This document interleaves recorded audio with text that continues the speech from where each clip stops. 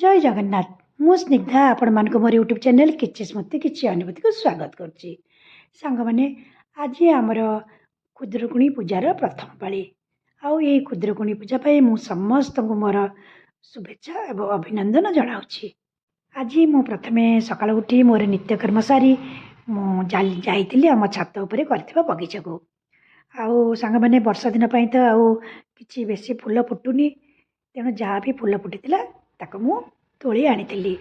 आउ सेतिकी फूल आज पूजापूजी दिन में यथेष्ट नथिबारु मु मो हजबैंड को कहिथिली से बध मार्केट रू किछि गेंडु फूल किणी आनिथिले। तापर सांग माने मु ठाकुर घर को जाइथिली एवं ठाकुर घर परिष्कार करथिली। आउ फूल सब ठाकुर पाखरु काढिथिली। आउ ठाकुरଙ୍କ बासन सब माजी आनिथिली।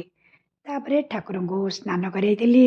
आउ से बगीचा फूल आउ गेंडु फूल किछि मिसाई ठाकुर को सजासजी करथिली।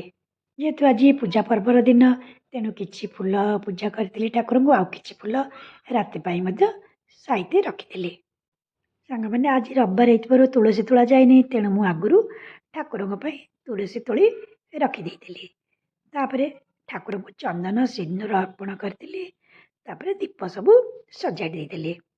आउ नवग्रह उद्देश्य रे मु फूल अर्पण करथिली।